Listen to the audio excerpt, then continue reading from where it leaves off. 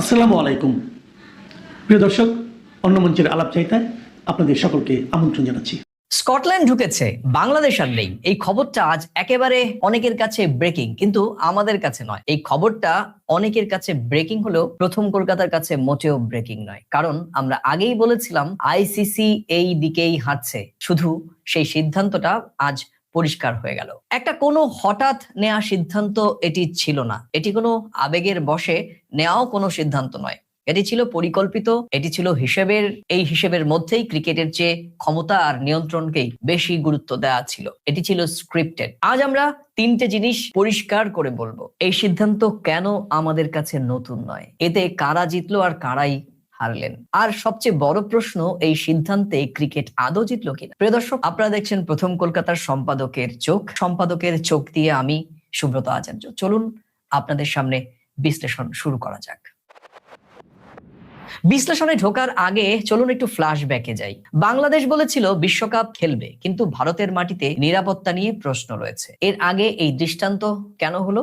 Mustafiz issue, একজন ক্রিকেটারকে ঘিরে IPL KKR এর তীব্র বিতর্ক। এই দুটো ঘটনাই আইসিসির চোখে বাংলাদেশকে করে তোলে অস্বস্তিকর এক পক্ষ।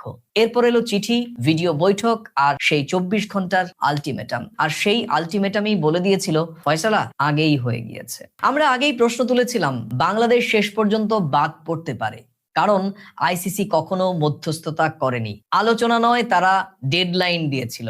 সমাধান নয়, তারা বিকল্প তৈরি করে রেখেছিল। যে সংস্থা বিকল্প আগেই তৈরি করে রাখে, সেই সংস্থা সাধারণত সমাধান খোঁজে না। তথ্য বিশ্লেষণ বলছে আইসিসির নিয়ম, নিরাপত্তা আপত্তি গ্রহণযোগ্য হতে হলে দালিলিক প্রমাণ দরকার। কিন্তু প্রশ্ন হলো, এই নিয়ম কি সব দেশের জন্য সমান? এর আগে পাকিস্তান, শ্রীলঙ্কা নিরাপত্তার কথা বলে ভেন্যু নিয়ে প্রশ্ন তুলেছে। তখন নিয়ম নরম হয়েছিল কেন? আজ কেন এত শক্ত নিয়ম? এই প্রশ্নটাই আইসিসির বিশ্বাসযোগ্যতাকে মারাত্মকভাবে প্রশ্নবিদ্ধ করছে। আর প্রশ্ন আসতে পারে, স্কটল্যান্ড কেন? এটা কি আগেই ঠিক রাখা ছিল? স্কটল্যান্ডকে নেওয়া হয়েছে পারফরম্যান্স ও র‍্যাঙ্কিং এর ভিত্তিতে, ঠিক আছে, কিন্তু আসল কথা, স্কটল্যান্ড আগে থেকেই প্রস্তুত ছিল। মানে এটা আগেই টেবিলে বসে ফিক্সড আপ করা ছিল। এবার বলবো, এই ঘটনায় আর্থিক ক্ষতির চেয়ে আর অন্য ক্ষতি কি হলো? সবাই বলছে বাংলাদেশের আর্থিক ক্ষতি হলো। হ্যাঁ, নিশ্চিতভাবে আর্থিক ক্ষতি হয়েছে, কিন্তু প্রথম কলকাতা প্রশ্ন তুলছে ঠিক অন্য জায়গায়। আইসিসির নৈতিক ক্ষতি নয় কি? ফেয়ার কম্পিটিশনের ধারণায় ক্ষতি নয় কি? ছোট দেশের অবস্থানে ক্ষতি নয় কি? এই ক্ষতির অঙ্ক টাকায় মাপা যাবে না, কিন্তু দীর্ঘমেয়াদে এটাই সবচেয়ে বড় ক্ষতি। আইসিসি ও বিসিসিআই ঠিক একই রকম ভাবে প্রশ্নবিদ্ধ। এখানে দুটো প্রশ্ন করতেই হচ্ছে। এক, আইসিসি কি সত্যি নিরপেক্ষ ভূমিকা পালন করেছে, কিংবা তারা আদৌ নিরপেক্ষ, নাকি আয়োজক দেশের সুবিধাই শেষ কথা বলল? আর বিসিসিআই, ভারত বিশ্ব ক্রিকেটের বড় শক্তি, এই শক্তির সঙ্গে দায়িত্ব অনেক, কিন্তু এখানে দায়িত্বের জায়গায় আমরা দেখলাম নীরবতা এবং সুবিধাজনক দূরত্বের। এটা কি সম্পূর্ণ বাঁচানোর পথ ছিল, নাকি সম্পর্ক ছুঁড়ে ফেলার মানসিকতা? এখানে ক্রিকেট প্রেমীদের আবেগ আদৌ মান্যতা পেয়েছে? এসব বিতর্কের মাঝে যাদের জিজ্ঞেস করা উচিত ছিল তারা কে? দর্শক, ক্রিকেট প্রেমী এবং খেলাটাকে যারা ভালোবাসেন সেই কোটি কোটি ক্রিকেট ভক্তদের। বাংলাদেশ ভারত ম্যাচ মানেই আবেগ, প্রতিদ্বন্দ্বিতা, টান টান উত্তেজনা। এই ম্যাচ না থাকায় বিশ্বকাপ কি সত্যি সমৃদ্ধ হলো, নাকি কিছু কম হয়ে গেল? আর ঢাকা দিল্লি সম্পর্ক, ক্রিকেট কি শুধুই অজুহাত? এবার ক্রিকেট থেকে একটু ভিন্ন সুরে কথা বলবো। ঢাকা দিল্লির দিকে তাকানো যাক, কারণ এই সিদ্ধান্তটা শুধু মাঠের ছিল না, এটা স্পষ্টভাবে দুই দেশের সম্পর্কে জমে থাকা অস্বস্তি, অনাস্থা এবং রাজনৈতিক দূরত্বের প্রতিফলন। বাংলাদেশের বর্তমান সরকারের অবস্থান গত কয়েক মাসে কি ছিল? একের পর এক বক্তব্যে ভারতের প্রতি কঠোর সুর, নৈতিক ভারসাম্যের বদলে রাজনৈতিক স্পষ্টতা, অভ্যন্তরীণ রাজনীতিতে ভারত বিরোধী অবস্থানকে জনসমর্থন তৈরির হাতিয়ার হিসেবে ব্যবহার করা। আর এই প্রেক্ষাপটে যখন বাংলাদেশ বলে ভারতে নিরাপত্তা নিয়ে উদ্বেগ আছে, দিল্লি সেটাকে আর শুধুই ক্রিকেটের প্রশ্ন হিসেবে নেয়নি। দিল্লির চোখে এটা ছিল রাজনৈতিক বার্তা, কূটনৈতিক চ্যালেঞ্জ এবং একটা স্পষ্ট দূরত্ব তৈরির ইঙ্গিত। দিল্লি কিভাবে প্রতিক্রিয়া দেখিয়েছে? প্রশ্ন উঠছে, দিল্লি কি করলো? দিল্লি আলোচনার পথ খুঁজলো না কেন? দিল্লি কি মধ্যস্থতার চেষ্টা করেছে? না, আমরা দেখেছি যে শুধু সময়সীমা নেওয়া হয়েছে, নিয়মের দোহাই দেওয়া হয়েছে এবং কার্যত নীরব সম্মতি এসেছে। আর এই নীরবতাই আসলে সবচেয়ে বড় বার্তা। একটা সময় ছিল যখন ভারত বাংলাদেশের সম্পর্ক মানেই বিশেষ গুরুত্ব, কৌশলগত প্রতিবেশী, আলাদা নজর। আজ সেই জায়গায় দাঁড়িয়ে দিল্লি যেন বলছে, না খেললে অন্য কেউ খেলবে। এটা কি আত্মবিশ্বাস নাকি দীর্ঘ সম্পর্কের প্রতি ক্লান্তি? এই প্রশ্নটা আজ শুধু ক্রিকেটের নয়, বরং দুই দেশের সাধারণ মানুষেরও। আর সবশেষ যে তথ্যটি আমাদের কাছে এসেছে তা জানাচ্ছে ক্রিকেটবাজ। তারা বলছে যে আইসিসি অনেকদিন আগেই বোর্ড স্তরে আলোচনা শুরু করেছিল।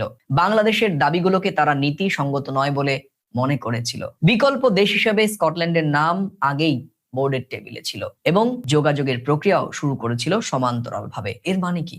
এর মানে এই সিদ্ধান্ত কোনো শেষ মুহূর্তের প্রক্রিয়া নয়। এটা ছিল আগে থেকেই তৈরি করা রোডম্যাপ, যেখানে বাংলাদেশের জায়গা ক্রমশ সরে যাচ্ছিল আর স্কটল্যান্ডের জায়গাটা ধীরে ধীরে পোক্ত হচ্ছিল। আমরা এখানে একটা বিষয় পরিষ্কার করছি, চূড়ান্ত সিদ্ধান্ত, আনুষ্ঠানিক ঘোষণা ওটা আইসিসি করবে, কিন্তু আজ যে তথ্যগুলো সামনে এসেছে তা স্পষ্ট, এই পরিণতির দিকে ক্রিকেট প্রশাসন আগে থেকেই এগোচ্ছিল। আর আজকের এই সিদ্ধান্ত যদি সত্যি হয়, তাহলে কাদের লাভ, কারাই বা ক্ষতিগ্রস্ত হলেন? এখানে সূক্ষ্ম হিসেবে আসা যাক। লাভ কার? আইসিসির সূচি ও আয়োজন নিয়ে অনিশ্চয়তা কমলো ঠিক, আয়োজক দেশ ভারত কিংবা শ্রীলঙ্কারও কোনো ভেন্যু পুনর্বিন্যাসের চাপ থাকলো না, কিন্তু ক্ষতি কার? ক্ষতি হলো বাংলাদেশের আর্থিক, ক্রীড়াগত এবং মানসিক। আর বিশ্ব ক্রিকেটে একটা বড় প্রতিদ্বন্দ্বিতা হারালো। আর সবচেয়ে বড় ক্ষতি হলো বিশ্বাসের, যে বিশ্বাস ছিল আইসিসি সবার জন্যই সমান। এখানে প্রথম কলকাতার সম্পাদকের চোখ পরিষ্কার করে বলছে, এই গোটা ঘটনার দিকে তাকিয়ে কয়েকটা তীক্ষ্ণ পর্যবেক্ষণও করছে। এক, আইন তৈরি হয় বাস্তবতার জন্য, কিন্তু বাস্তবতাকে অগ্রাহ্য করলে আইন একদিন নিজেই প্রশ্নের মুখে পড়ে। দুই, ছোট দেশ মানেই বিকল্পযোগ্য, এই ধারণা ক্রিকেটকে দীর্ঘমেয়াদী দুর্বল করে। এবং তিন, ঢাকা দিল্লির দূরত্ব যত বাড়বে, তার প্রভাব শুধু ক্রিকেটে নয়, বরং খেলাধুলা, সংস্কৃতি, মানুষে মানুষের সম্পর্কেও পড়বে। আজ ক্রিকেটে যা ঘটলো তা সেই ভবিষ্যতেরই ইঙ্গিত দিচ্ছে। প্রিয় দর্শক, শেষ করব আজকের সম্পাদকের চোখে শুধু এই কথা বলেই, স্কটল্যান্ড খেলবে, বাংলাদেশ নেই। এই সিদ্ধান্তের আনুষ্ঠানিক ঘোষণা আইসিসি কোথায়, কখন, কিভাবে দেবে সেটা তাদেরই বলার কথা। কিন্তু আজ একটা সত্য স্বীকার করাই যায়, এটা হঠাৎ নয়, আর এই সিদ্ধান্ত কোনো দুর্ঘটনাও নয়। এটা ছিল আইসিসির স্ক্রিপ্টেড প্ল্যান, যা বাস্তবায়ন ঘটলো। আর সেই বাস্তবায়নে সবচেয়ে বড় ক্ষতি হলো ক্রিকেটের প্রতি আস্থা, নিরপেক্ষতার ধারণা আর কোটি কোটি ক্রিকেট প্রেমীদের আবেগ। আর এই প্রশ্নগুলো রেখে গেল টি-20 বিশ্বকাপ 2026-এর প্রথম বড় রাজনৈতিক বিতর্ক। প্রিয় দর্শক, আজ এ পর্যন্তই। সম্পাদকের চোখে আবার দেখা হবে নতুন কোনো প্রাসঙ্গিক বিষয় নিয়ে। ততক্ষণ ভালো থাকুন, সুস্থ থাকুন, সবাই নিরাপদে থাকুন। আর এই ভিডিওর কোন অংশের সঙ্গে আপনি সহমত বা পুরো ভিডিওর সঙ্গে আপনি ভিন্নমত কিনা মন্তব্যের কলামে লিখে জানাতে ভুলবেন না। ভিডিওটি ভালো লাগলে নিজেদের মাঝে শেয়ার করে ছড়িয়ে দিতে পারেন। আর আজকে প্রথম কলকাতায় প্রথম দেখলে পুরনো ভিডিও দেখে যদি ভালো লাগে চ্যানেলটি লাইক বা সাবস্ক্রাইব করতে পারেন। প্রতিদিনকার ভিডিও আমরা প্রথমে ইউটিউব এবং পরে আমাদের ফেসবুক পেজে আপলোড করি, দেখার আমন্ত্রণ রইল।